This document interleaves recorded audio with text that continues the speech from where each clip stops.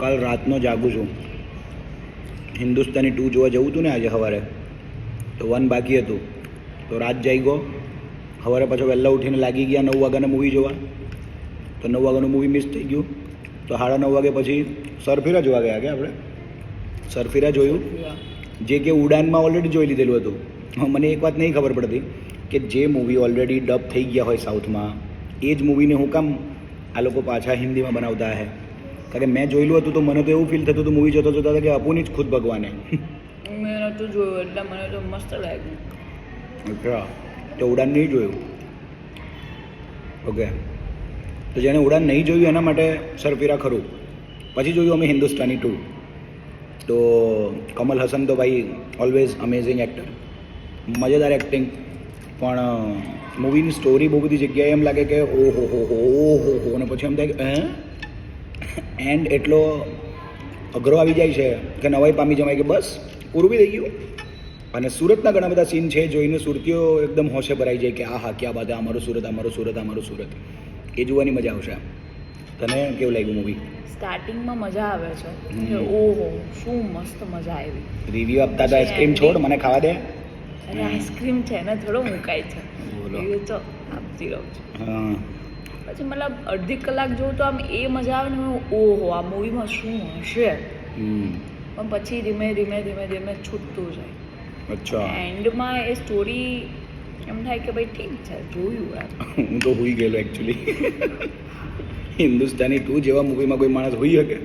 પણ કાલ રાતનો તમારી માટે ઉજાગર કરતો હતો તો આવી ગઈ ઊંઘ મને. પણ હા, સ્ટાર્ટિંગને એન્ડિંગ જેટલું જાગીને જોયું એટલું મજા આવી. બાકી ઊંઘ કદાચ મારી કાલના થાકના લીધે હશે. મૂવી એટલું બી બોરિંગ નહીં હતું. સો બેસિકલી બંને મૂવી અત્યારે જે પણ સ્ક્રીન પર છે, મોટા સ્ક્રીન પર, એ ફ્રી ટાઈમમાં ટાઈમપાસ કરવા જવાય. બાકી કંઈ એકદમ એક્સ્ટ્રાઓર્ડિનરી જોઈ નાખવું, કંઈક અલગ નવું આવી જશે એવું કંઈ મને મૂવીમાં બહુ લાગ્યું નહીં. ઇવન હિન્દુસ્તાની 2ની અંદર બી સ્ટોરી સ્ટાર્ટ થઈ એન્ડ થઈ ત્યાં સુધી આમ ઇટ વોઝ ઓલ ઓકેશ થિંગ એમ. કાં સ્ટોરી ચાલુ થઈ ગઈ, કાં પૂરી થઈ ગઈ. ફેમિલી સાથે જોવું હોય તો હિન્દુસ્તાની 2 મસ્ત છે. અને સિંગલ જવું હોય તો આમ સરફેરા જોઈને એવું લાગે કે કંઈક મોટિવેશનલ છે. બેસિકલી જેને બિઝનેસ કરવા માટે ઇન્સ્પિરેશન જોઈએ છે ને એની માટે સરફેરા ખરું, કે એમ થાય કે કંઈક કરી જ નાખ્યા. અને હિન્દુસ્તાની 2 તમને આમ દેશ પ્રત્યે પ્રેમ જગાડી નાખવો છે, પણ અમુક જગ્યાએ એવું લાગે કે પોતાની ફેમિલીને જ આ ભાઈએ એવી ટ્રેનિંગ આપી કે પોતાની ફેમિલીને જ તમે નુકસાન પહોંચાડો. હવે કોઈ બી માણસ આખી જિંદગી જેની સાથે રહેતું હોય એને ઇમિડિયેટલી જેલ થોડી મોકલી દે. એનો એક વે હોય ને કે ટ્રાય તો કરે પહેલાં કે સુધારવાની વાત જવા દો, એ ઓપ્શન બોલે ગયો, હવે સીધા તમે એમને જેલ ભેગા જ કરી દો તમારા જ ફેમિલી મેમ્બરને. એવો કન્સેપ્ટ છે. બાકી તમે જોશો એટલે સમજશો. એકવાર જોવા જેવું ખરું, કારણ કે ખર્ચો બહુ કર્યો છે. ખાસ કરીને હિન્દુસ્તાની 2માં તો બહુ જ ખર્ચો કર્યો છે. એટલે ખર્ચા માટે જોવા જવાય. ને કમલ હસન માટે અને પેલું સરફેરા અક્ષય કુમાર માટે. આ જે શર્ટ મેં આજે પહેર્યો છે ને, બાય ચાન્સ એ માણસે પણ મૂવીની અંદર મોસ્ટ ઓફ ધ ટાઈમ આવો જ શર્ટ પહેર્યો છે.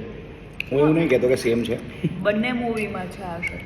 અચ્છા, હિન્દુસ્તાની 2માં બી કોઈ પહેર્યો છે? હા, પેલા પોલીસવાળા. આપણે હું લીધો ફેશનમાં આવી ગયો ભાઈ આ તો બધું. હા, આજે તો બંને મૂવીમાં ભાઈ.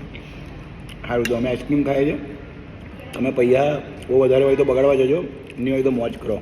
આઈસ્ક્રીમ ખાઈને મજા કરી લેજો. સુરતીઓ તો ખાઈ પીને જલસા.